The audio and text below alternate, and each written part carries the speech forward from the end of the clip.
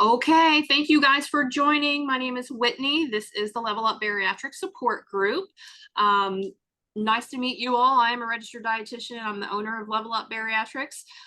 This is a support group tonight. We also have, if you like this, we also have workshops and master classes. You can connect with me if you'd like to see more from us. And Also, we have 30-day trials to our membership. So if you're not yet a Level Up crew member, you can experience everything that we offer in the span of 1 month. So it's a really great value. But tonight we're going to be talking about sugar cravings after bariatric surgery. So this is a hot topic for most people because they happen one time or another. I have very few people who say they struggle with sugar cravings. More so than anything, it's, they come on strong, or they start off and then they taper, or vice versa. So no matter where you are in your journey and like what level of cravings you're having, I think tonight will be helpful for you. Okay. So we're going to kind of cover why they occur, how to cope with them, and tips to control them, or I should even say prevent them. Why doesn't this ever work with my... Okay. I need to put this somewhere else. Okay. So understanding sugar cravings post-bariatric surgery is very helpful. I don't care what we're talking about, to understand what's actually happening so that you can kind of help combat the problem. So if there's ever anything that you don't understand that's going on with you mentally, physically, look at the source. You have to kind of dig and see, like, what's going on in my body? Well, why does this happen? Well, it could be this, but why does it happen? So always finding out the why, or knowing the why, would be very helpful to help just help yourself basically in the future if needed.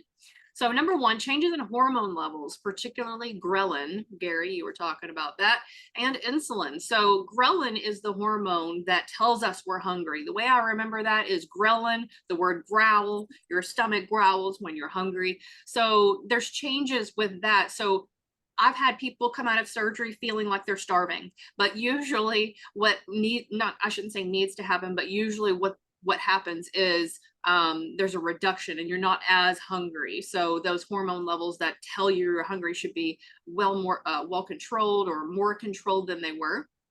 So, but it is worth to note that whatever you feel in the first week, month, even first 3 months, 6 months, that doesn't mean that you're going to feel that way forever, as far as the way foods taste, your hunger level, anything. I can't tell you when it might happen, any of these changes. It's just be ready for them and understand what's going on so that you know how to tackle it. There's also physiological factors for sugar cravings, such as stress, emotional eating, or food addiction. So we all know when we're stressed, a lot of people might reach for something sweet just to make them happy very quickly to deal with the stress. Same thing, that's really goes under emotional eating as well. And also food addiction. So if you are suspect that you have a food addiction, definitely meet with a therapist and kind of do like an assessment and see if that truly is the case. A lot of things can go on in our minds and we can't quite pinpoint what they are ourselves, but a therapist can really help kind of draw some lines to sources that you need to be aware of. Physiological changes, altering taste preferences. So I kind of hit on that.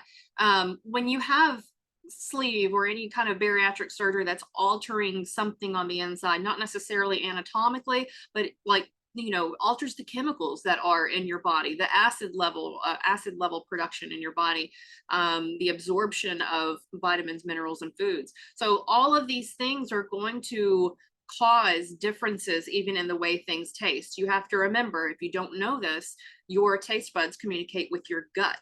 So your gut health, if your gut health is not balanced, your taste might be off. I've taken, let's say, if you do like a gut reset, if you take a probiotic, for instance, and it helps promote good gut bacteria and helps reduce bad bacteria. However, disclaimer, if you feel like you have any kind of gut issues whatsoever and they are unsolvable, maybe a probiotic might be not good for you, but I'll talk about that in a minute. So altering taste preferences, just because you're feeling like this now, especially if you're new after surgery, then it doesn't mean that you're going to experience this forever. Things may taste extremely sweet. That's probably the most common thing that I hear, is things taste extraordinarily sweet after surgery. That too may change. Maybe it won't for you. It may just end up changing your desire to have sweets in general for a while, or even permanently. And then lastly, an imbalance of nutrients from gaps in your diet or even your bariatric multivitamin. What I'm talking about there is if you do not practice a balanced diet, which if you're confused about what that means, I mean, you know, an adequate amount of protein compared to adequate amounts of carbohydrates, you know, nice variety of color in your diet, vitamins and minerals, so fruits, vegetables, whole foods. So if we're and healthy fats. So if we have a good variety in our diet, your gut health is a little bit better, okay, or much better. And that will also help control your hunger level in between meals, or how fast you become hungry in between meals, which we'll kind of touch on that as well. And then there's the bariatric multivitamin. If you're constantly struggling with consistency of taking your bariatric multivitamin, that could be it. Your body's probably in a constant state of guessing, like, you know, I'm missing this and I really need this on a regular basis. And if it's not getting it, it's going to show up somewhere. So that could be a potential issue as well. So keep all those things in mind as you try to identify where your sugar cravings may be coming from. Any questions so far? You can just unmute yourself anytime. I can see when you unmute. Questions about any of that? And then I'm going to run out of water. All right, the impact of sugar consumption. So let's talk about, well, what's happening? So I also like to know, well, what's going to happen to me if I do this? You know, if I continue to do this bad thing, it helps me to know what the negative effects are. It puts a little bit more oomph behind the reason to not do it so much.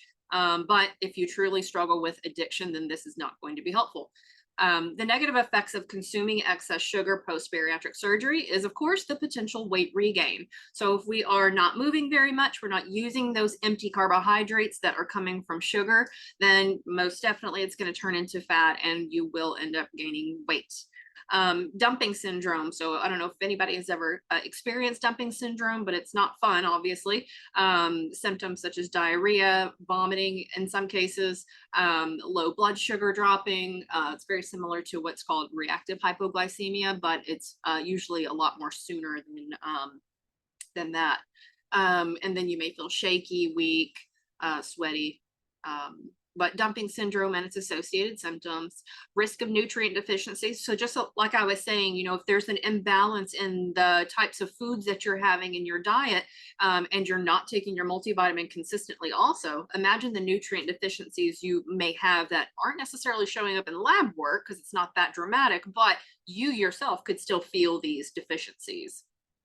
And then impact on blood sugar levels and insulin sensitivity. So the more simple sugars we're adding to the diet, the more you're jacking up that blood sugar. And we want our blood sugar to look like little hills throughout the day, like a steady, you know, incline, decline, no incline or decline really. But you're going to have that naturally, but we don't want a whole bunch of jumps. Okay. Especially if you have been diagnosed with diabetes in the past and you struggle with insulin resistance, then that's something definitely you want to have on your mind in cutting down. So we do want to keep that in mind on blood sugar levels, or about blood sugar levels. Strategy to manage sugar cravings. So practical tips and strategies to cope with sugar cravings. These are going to be you're not really going to find these to be any kind of groundbreaking science. These are things you've probably heard before, but we're going to tackle them again. So focus on protein-rich foods to promote satiety. So when we talk about protein-rich foods, these are animal-based products for the most part, or they're byproducts. So meat, chicken, fish, eggs, cheese, yogurts, that kind of stuff. But we can also get those from plant-based sources that are going to have high fiber carbs as well. So protein-rich foods, every meal. If you can't get it at every single meal, then almost every single meal. And you can even, of course, tuck in snacks that are supplemental, like bars and shakes, or whatever your favorite protein supplement is in between. So keeping the protein in each meal throughout the day will be very, very helpful, because protein is being used for something it breaks down a lot slower, especially if you're eating it in solid food form rather than shakes. But choosing complex fiber-rich carbohydrates over simple sugars, that's going to be very important. So if we're talking simple sugars, they break down really fast. They affect the blood sugar. They turn into fat if we're not using them at all. And it just leaves us craving more. So the more you introduce those simple sugars to your diet, the more your body wants it. Sugar is addicting. And then complex carbohydrates on the other end. So let's take, strawberries, any kind of fruit, any kind of berries, let's say. Fiber rich takes way longer than a simple sugar to break down. Your body's using it for great things. You're getting fiber from it. You're getting quality carbohydrates full of vitamins and minerals, antioxidants, yada, yada. So these are the things that are going to make you feel fuller in addition to protein rich foods. If you guys don't have my manual already, then you've got a great reference list in your manual that tells you what foods such as carbohydrates are highest per serving size in fiber. So I've got lists for fruits, vegetables, beans, legumes, you name it. Incorporate fiber-rich foods to regulate blood sugar levels. We already kind of spoke about that. And then balanced meals. So balanced meals, what I'm talking about is basically the protein carbohydrate thing. Fats are also a good thing to have in your meal too. I really promote plant-based fats. So let's talk about a breakfast. An example of a breakfast would be eggs. That doesn't have a healthy fat in it, but I'm not worried about it. And is a good bioavailable source of protein. So that is your protein. And then Dave's Killer Bread, piece of whole grain toast. That's your fiber rich carbohydrate, or you can add a little bit of fruit to that as well if you'd like a colorful carbohydrate. If you wanted to spread a little avocado on that toast, then you've got your healthy fat too. So that would be optional. But that's an example of a fully balanced meal, a good protein, a good carb, and sometimes a healthy fat. So that's a balanced meal. And if you're having balanced meals throughout the day, and look at the next line, structured eating pattern. So a lot of people that I hear that have these crazy cravings and they, their energy levels just throughout the day, it's because they may be waiting to eat for the first time at 12 o'clock. And by that time, your body's starving. And you may have increased acid production because your stomach is like, where's my food? So it's wanting to compensate for acid production. It's ready for food. It's ready to work. But following that structured eating pattern, 5 to 6 small meals per day. I know it feels like you're grazing or you're doing something wrong sometimes. I hear that a lot, but that's your life now. I mean, managing your blood sugar level, managing your hunger in the right way would be to follow that structured eating pattern, 5, 6 small meals a day. And that's including your in-betweens, like if you wanted to do supplements in between meals. That could be actual foods. More strategies to manage sugar cravings, not waiting any longer than 3 hours to eat between meals. So if you're doing that 5 to 6 small meals a day, you can kind of structure it to the point where look at your day, where can you fit in these meals, time them appropriately. Practice mindful eating and identify identify triggers for sugar cravings. This is a big one. You really need to know, as soon as you have that sugar craving, what happened? Did you see a piece of sugar? Did you see a piece of cake? Did you see a candy? Did you walk by it at work? Was it sitting in your cup holder at home? In the car. Was it sitting in a candy dish at home? Number one, if you struggle with sugar cravings and you don't trust yourself and you haven't gotten to the point where you can be disciplined, just keep it out of the house. Don't even put it in the house. I'll tell you now, if there's marshmallows in this house, I'm going to eat the whole bag. I'm not kidding. I don't lie about that. I can't have marshmallows in the house. I'll make myself sick. So, I know if I don't have something in front of me, it's not there. I'm not going to go drive to the store to go get it unless I'm just really having like a 10 out of 10 craving. And that's really the only time that I want you guys to have stuff. So identify those triggers first. Did you see a commercial? Was there some kind of a issue that triggered you? Like someone said something rude to you and you got stressed out or pissed off and you're like, yeah, I'm just going to eat a piece of chocolate. That'll make me feel better. So identify your triggers. That will really help you in the future. That adding a probiotic to promote balanced gut health, this can really help. When you introduce something like a probiotic to your gut, it typically will begin changing your taste buds. Your taste buds communicate with your gut communicates with your brain. Okay, so after about 30 days of taking a probiotic consistently, you will see GI changes like gastrointestinal changes. Your constipation may improve, your hunger level may feel more normalized, and things just may not taste as good as normal. So maybe things that like a Reese's peanut butter cup didn't taste the same to me afterwards. And I was like, yeah, this tastes like plastic. I don't want this. So it most definitely can affect your taste buds in a beneficial way. Seeking support from healthcare professionals, nutritionists, or therapists if needed. I want to specify, or I want to point out, or what do I want to say? I want to highlight. I think that's the word I want. I want to highlight the therapist's part, because a lot of sugar cravings does come from a form of food addiction. And while it doesn't have to turn into this big old ordeal with your therapist, it is nice to kind of talk this out with someone and get to know you, why you do things, when you do things, how you do things. It's one of those things that is extremely helpful in every part of your journey, not just with nutrition. Okay, more strategies, 2 more. Find alternative ways to cope with stress or emotions rather than turning to sugary foods. So you don't have to have stress or emotions just to have sugary foods. Maybe you're just having it out of habit, but nonetheless, there are things that you can do to help escape that craving. So we all know that if you get up, change your environment immediately, start doing something, focus on a project, go spray off the chairs on the patio, go repot that plant. I mean, literally do anything other than what you're doing to distract yourself and start something new to get past that craving. Do games on your phone that use the mind, matching games, solitaire, do a hands-on project. I have one of my clients, she took up knitting after surgery just to keep her hands busy. Some people do puzzles. So what do you feel like would be something interesting or have a good fallback on when you deal with these sugar cravings? Maybe it's actually just reaching for something healthier than that sugary food. Maybe it's I don't know. I'm going to go over some examples of things in a minute, but maybe it's something that is, no added sugar and it's got a sugar substitute, or something that's very low in added sugar that just tastes sweet. That would be fine too. But I'm sometimes not okay with that way, because I mean, it's better than eating the real thing, but you're also continually reintroducing, which is the next bullet point. You're just introducing again the sugar flavor and still making that little light bulb light up in your brain. So the more you do that, the more the body becomes addicted to it. So what we want to do is begin to reduce the consumption of sugary tasting foods to help normalize dopamine levels and promote a balanced gut. So when I say normalize dopamine levels, if we're trying to get away from something that we're addicted to, I said air quotes because maybe you're not literally addicted to it, but if we continue to introduce the brain to that particular thing, your brain is just going to want more. There's no absence of it for it to adapt.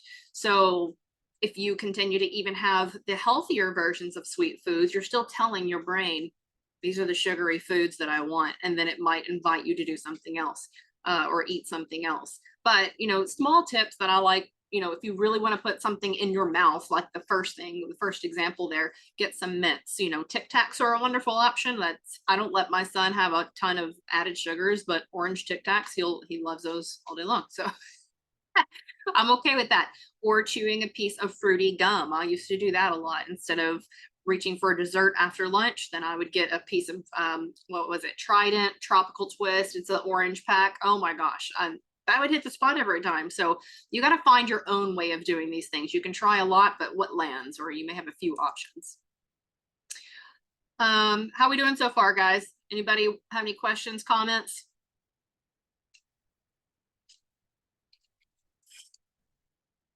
Okay, I'll keep trucking, just a few more, and then we'll talk. Nutrition and meal planning. So this is going to be a huge part of managing your cravings and helping you prevent those cravings. So if those cravings are something you want to get rid of, making sure that you're doing all of this stuff first kind of helps cross off, well, what's going on with me? So if you can check off the boxes that you really need to be taken care of, you're going to be left with, well, I'm doing all this the way I'm supposed to. So maybe maybe it's your hormones, or other hormones. So kind of doing the process of elimination and taking care of what you need to first, that can really help. So number one, focus on nutrient dense foods. These are going to be the most whole foods possible. The way they're coming out of the ground, the better. The most whole, it doesn't have to be organic, but the whole cleanest form of your meats possible. Yes. So nutrient dense foods coming from the ground, whole foods, colorful. That's what we want to focus on. Even when it comes down to snacks, you can get something very easy like, nuts, seeds. You can make your own trail mix with dried fruit. Planning meals and snacks ahead of time to avoid impulsive eating. This is probably one of the biggest ones too. And you all know, if you've been in a position where you haven't meal planned for the week, or you're very, very hungry and you don't have anything ready in front of you, that's when you're going to fast food or restaurants, vending machine, your other not so healthy options, which can really start to steer you in a different direction. You can fall into a pit of not preparing. So kind of keep that in the forefront of your mind, keeping things ahead of time to avoid impulsive eating. What are those things going to be? What's your backup? What's your go-to? What are things that you can have just right next to you, right after dinner, that kind of thing. Incorporate a variety of foods to prevent boredom and increase satisfaction. So this is just kind of keep a variety in your diet. Experiment with foods, get fun with foods. I mean, I always love making sweet tasting no bake cookies. The only thing in there is, I believe, a little bit of maple syrup and honey, but those are added sugars. But at the end of the day, it's not something that is going to break the bank, and it's full of nutrition. So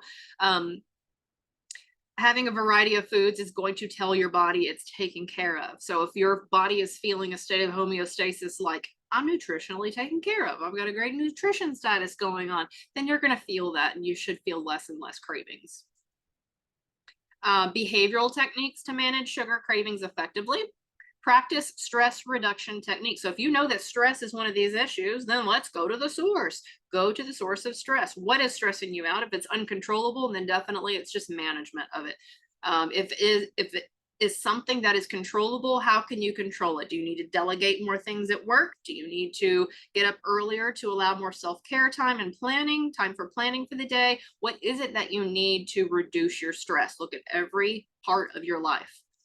Other ways to reduce stress would be meditation, deep breathing exercises, or yoga. All day long, I could go to YouTube and find a million different options there. You just want to find something that you vibe with, that you feel like you need. But deep breathing exercises, I don't think there's anything better than that. Keep a food journal to track eating patterns and identify triggers. When are you eating? When are you feeling like eating? What are you feeling like having? Are you craving specific things? You might notice that if you're journaling, maybe your craving comes on at 2 or 3 o'clock every single day.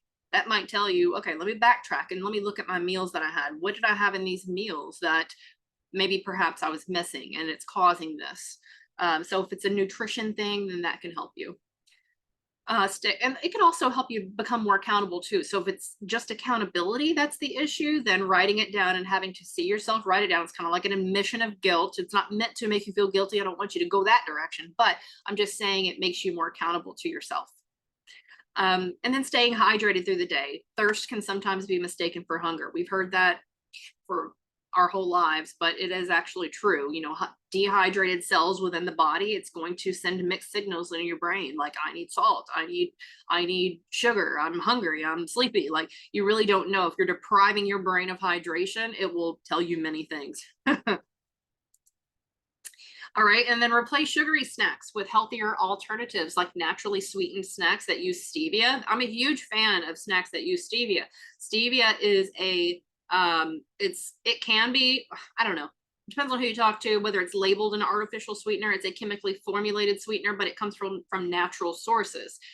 So that's why I trust stevia. It's just a little on the bitter side, so you may need to use less, or use something that makes it taste sweeter, like a monk fruit and stevia mix. I don't know, you can play around with it, but nonetheless, those are great alternatives because they're going to have 0 added sugars. You just want to control the other part. Just because it has 0 added sugars doesn't mean you should be eating it. So how often are you having these things? Use fruits as an inspiration to create a guilty feeling dessert. I love taking strawberries and pairing them with anything chocolate. So I get yogurt bowls, or I'll get I use the keto brand, which is kind of high in calories and fat, so you may not want that one, but I like the texture. But I use the vanilla keto yogurt. I dump it in a bowl because this is how lazy I am. Okay, this is when we talk about convenience and food prep. If you buy me a jug of yogurt, I'm not going to open that and divvy it up and put it in a bowl. I want something that's already in a container. Serving size is already there. All I do is open it, pop it in my own bowl. One less step. I mean, what can I say? But I use that. I slice strawberries, and I have this cookie granola that has high fiber, a little bit of protein, lower carbs and sugar, but I make it into a strawberry chocolate thing, and it is absolutely amazing. You want to shoot a little whipped cream on there too? It is, I'm not kidding when I say if it's the only thing in my house that's sweet, I'm craving it. But it's only when it's not the only thing in my house, or when it's the only thing in my house. If I have chocolate in here, I'm going to opt for that instead. So, you know, you can create things with fruits. You can do your own dried fruits. You can put frozen blueberries into things. You can make ice creams out of fruits. I mean, it's endless, the things that you can do with fruit. So just hop onto the internet and start looking for things. Nuts with dried fruit. You could make incredibly good mixes, even like really low added sugar chocolate chips if you wanted to add that, along with like, you know, dried raisins, whatever, and then a good nut. And then Greek fruit or Greek yogurt. I've even done Greek yogurt that is like lemon flavored or key lime pie flavored, and just put like a graham cracker on it, whipped cream, tastes like key lime pie. Like, this is what I'm talking about, creativity with your desserts. So I should do a thing on this. Okay, I'm gonna. Okay, guys, key points. Try to understand and become aware why you are having the cravings. Is it a trigger? Is it a product of your environment that you're currently in, like at work, if it's just temptation? Is it out of habit? Just kind of like Robin said earlier, you know, out after dinner, it's kind of like a habit thing. Could it be a source of food addiction? Is that really lighting up your dopamine levels and causing you to want more all the time? Is it because you have an imbalanced diet? Are you lacking protein? Are you lacking fiber-rich carbohydrates? Your body's going to starve for carbs and sugar if you're not giving it the right kind. Remember that. And then understand the impact of sugar, how it can affect your progress and your health overall after surgery. Focus on protein-rich foods at each meal with complex carbs, and plan as much as possible to avoid unplanned eating. And I wanted to add to this. I didn't have, oh, there's more. Practice a structured eating pattern. I was like, I can't believe I can put that in there. I did. Take your bariatric multivitamins consistently. And speaking of, I have a challenge coming up next week, starting on the 6th, and it's taking your bariatric multivitamins consistently. It's such an issue that I wanted to create a challenge to at least jumpstart your consistency. So the challenge is 7 days, but of course we really encourage you to go beyond that. Just kind of use the practices and the education and the tips that we're giving you throughout the week to keep on going, because it can definitely make a difference in how you feel overall, reduce cravings, help your weight loss. But more importantly, keep you at a good nutrition status, right? Stay hydrated. That's the next one. And then seek help when you feel helpless. Enlist in support. Hey, you're here in the support group. You're already taking the first step. Hire a coach. We can make a plan together. Or seek therapy if that's you feel that's the avenue you need to take. And then lastly, practice self-care and manage stress. If you're not putting yourself first, if you're not prepping ahead of time, if you're not ready for the week or ready for, you know, times where you know you're going to feel cravings, then that's on you. You need to allow time to plan ahead. What are the things that you're struggling with? Tackle that, okay? And then manage your stress. So now we're in open discussion, guys. I want you to share your experiences with sugar cravings post-bariatric surgery. What strategies have worked for you? What challenges have you faced? Or just talk in general. Anything that you guys want to share.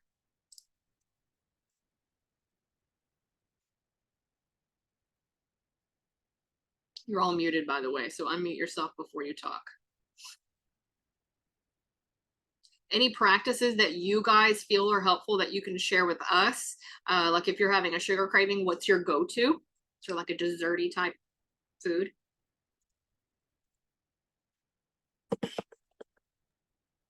Hey, Whitney, can you hear me? Yes. I think my big problem is 4 years out, really still don't get hungry. Yeah. And so I think mine has a lot to do with I'm not eating enough protein, like you said, or enough fiber. Yeah. And your metabolism could be slow too, because I know you're just getting back into things. And I think the more you start moving, when you start practicing your exercise routine, I think your body's going to recognize that and it's going to tell you, I need more food. And it'll just be important for you to replace that with the foods that are, of course, supporting your exercise. But I get that too. I mean, I've heard it several times when people are not hungry, it's almost like your brain is like, well, if I'm not hungry, I need to eat something. So I'd rather have something that tastes really good to me right now and enjoy what I'm having. So that can be a struggle for sure. And I don't know if it's the kind of situation where you can like create meals that have a sweet element to it as well. Cause I really like dessert pizzas, but I try to keep them on the healthier, more protein rich side. But I'll add like a fruit component like figs or blackberry, what's it called? Reduction, blackberry something. I forgot. It's at a restaurant. Anyway, so maybe those things can help you. I don't know.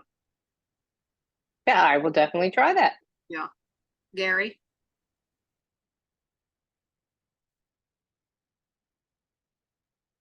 are you there, Gary? Did you want to talk?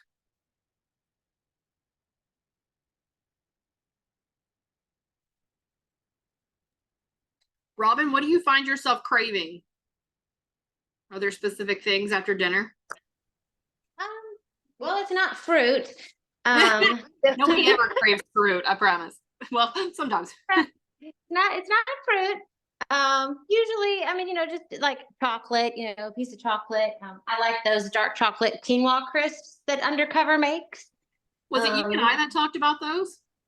I don't know, but that's kind of like, you know, somewhat Oh. healthy. So I try to, just have one of those after lunch, that usually, cures it. And then Aldi's has these tiny cookies that are thin cookies, kind of like the thinsters, Yeah. and they're kind of small. So I'll have like, one or two of those. So I'm like, I'm not eating ice cream or anything after dinner, or after lunch. It's just more like a small kind of sweet, Yeah, but and I yet it's like still, those things. still sweet, but just something small that kind of cures that little, itch after that. So I don't really like, I might have a Yasso bar at night.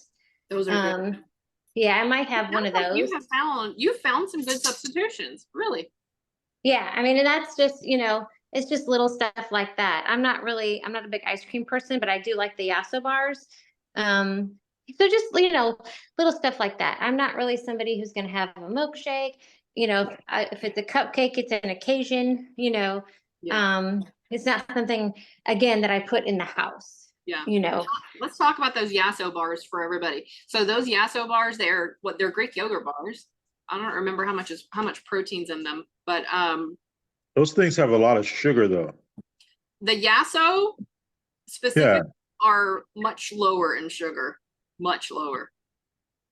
really. I must be looking at the wrong ones because I looked at those before and it seemed like they had a lot of sugar in it.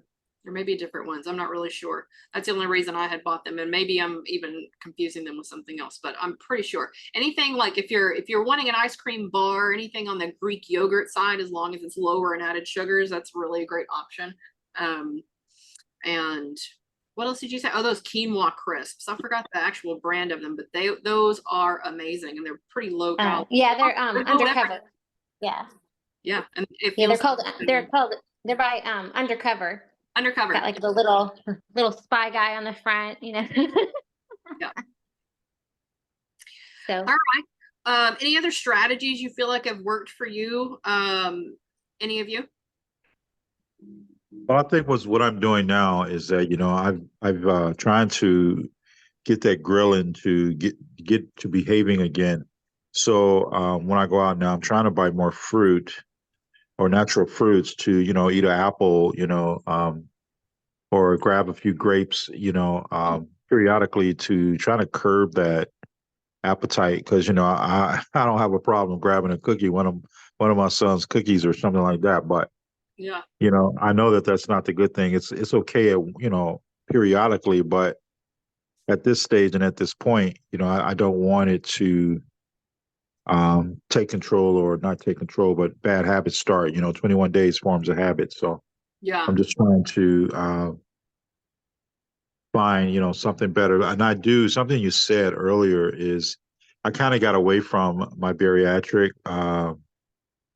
multivitamins, and I've just been taking like Centrum multivitamins. But I do recall you told me a long time ago that the Centrum vitamins is one thing, but it doesn't give me everything that I need. So when we were talking, I just ordered some. So Oh, good for you. That's awesome. I'm looking to get those again tomorrow to perhaps, get that balance. I don't think that um I have a bad stomach plate, but I mean I'm open to anything that can help. Perhaps I can take, a probiotic just to see how that works and see if Yeah. that changes some things for me as well. So Yeah, I um mean, when it comes down to it, if it's not a mental thing, then it's a physiological thing, or it's either coming sure. from stress or imbalanced gut. And probiotics have been really beneficial for a lot of bariatric patients, not just from the sugar craving, but just because there's such a lack of variety in general, it's hard to get that much. So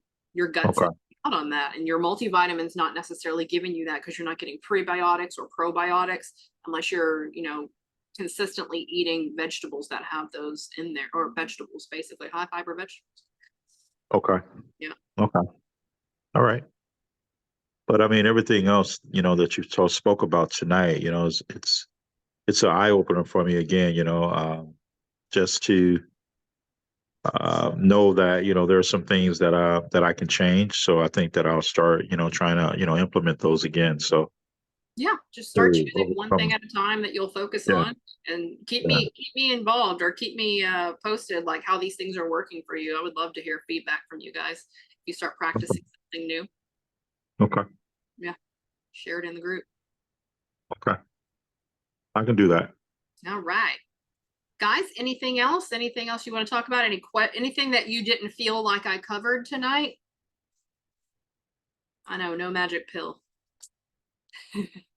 No, I just looked up Bummer. the Yasso bars online, and they have anywhere from 9 to 13 total sugars in them, Total grams. sugars. What about the added Yeah. sugars? Does it say added? It says includes added sugars of 9 grams. Okay. And what is the carbs? What is the carbs? On the cookies and cream one that I just pulled up, total carbs are 1,700 Right. That turns calories. into sugar. That's a lot, Not Yeah. right? No. I mean, if it's something here, you remember how I said everything has a time and a place, and it's all about like how often you're doing it. So, like, if we're taking that, a couple of those a week, absolutely not a big deal. I mean, Okay. so taking into consideration that people exercise, I know all three of you exercise, and you're burning it off. I mean, treat yourself. I mean, if you feel like it's unhealthy, if you feel guilty the entire time that you're eating it, yeah, you probably shouldn't be eating it because there's something going on up here about it. Yeah, I Gotcha. can honestly say I never feel guilty when I'm eating mine, but then I'm a marathoner and a runner, so Yeah. You need those carbs, Robin. I gotta have those carbs. Yeah. But no, that's not breaking the bank at all. I would say we can forget about that. We can get past that. Yeah, anything that's like, if it's getting about in the teens, 15 grams of added sugars per serving, I'm like, no, I'd rather stick to 10 average, 10 or below. It's my sweet spot. That's what I usually tell people. Okay. Okay. Anything else, guys? I was just gonna say, Gary, if you call me at the office tomorrow, at Dr. Breckes' office, ask for Kelly. I'll see if we have samples of vitamins for you. Yeah, Kelly, you know what? They'll be delivered tomorrow. So Oh, that's, okay. yeah, they'll be in tomorrow. Look at that All teamwork. right. Yeah. Yeah, but Thank you though, if Kelly. you, How you been, you're lady? welcome. All right, guys. Well, I'll cut this meeting off now. Thank you so much for joining, and All I right. will have this available as a replay here pretty soon. Yes, thank you so Alrighty. much. You're so Thank welcome. you. Thanks, Whitney. Have a great night, guys. Alrighty, bye now. Bye-bye. Bye.